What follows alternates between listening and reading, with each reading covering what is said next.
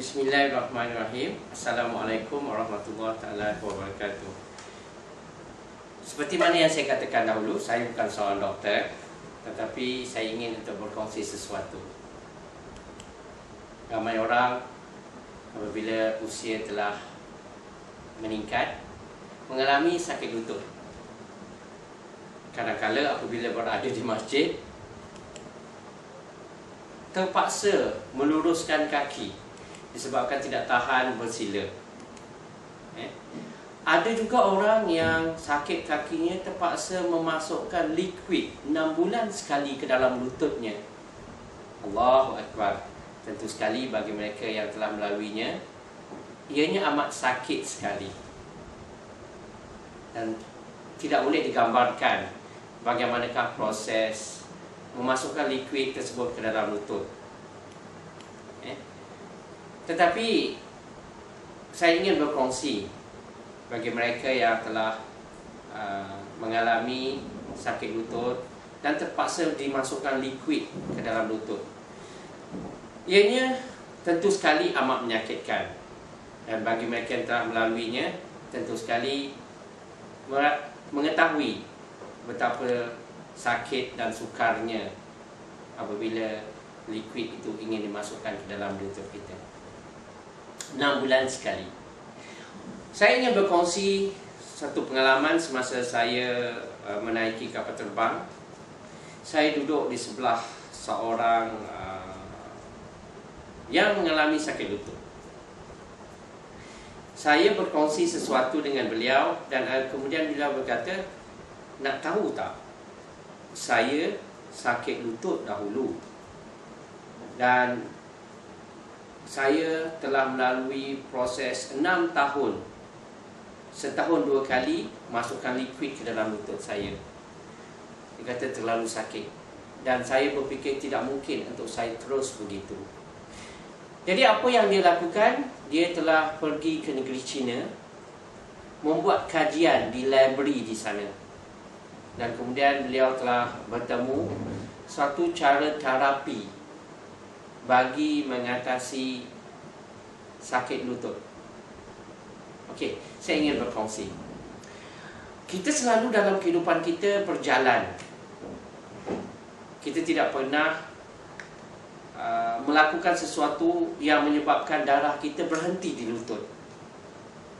Oleh sebab itu, kita memerlukan satu exercise yang menyebabkan darah kita, sama ada kita suka atau tidak, akan berhenti di lutut kita dan memberikan sedikit demi sedikit oksigen untuk memulihkan ligmen-ligmen dan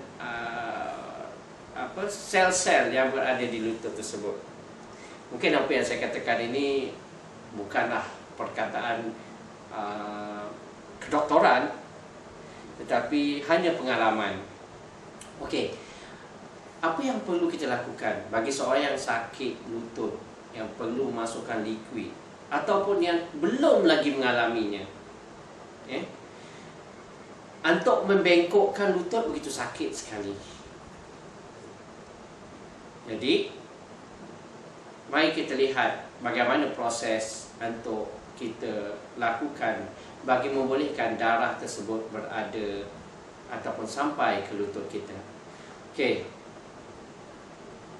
Jus, boleh tolong? Okey, mula-mula sekali kita ambil bantal. Ambil bantal. Okey, di sini saya sediakan bantal. Okey, dan bantal ni kita letak di bawah. Bagi orang yang sakit lutut memang terlalu sakit. Jadi kalau boleh untuk melipat sebegini pun dia tak boleh. Jadi dia kena seboleh-bolehnya berdiri di atas lutut sebegini. Perlu lembut, sebabkan kelembutan itu dapat menampung lutut yang sakit tadi. Dia tidak terus kepada lantai yang mungkin akan menyebabkan kesakitan yang amat sangat. Bagi mereka-mereka yang sakit sedikit, kalau kat surau, nak bersila tak boleh, cuba cara ni. Bila letakkan lutut tu, pastikan lembut di bawah, tegakkan badan, Dan apa yang anda lakukan, anda perlu melakukan exercise.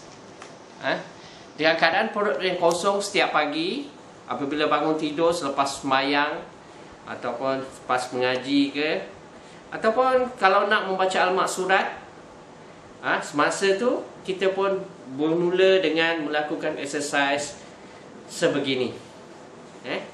Lakukan selama lebih kurang 15 minit setiap hari.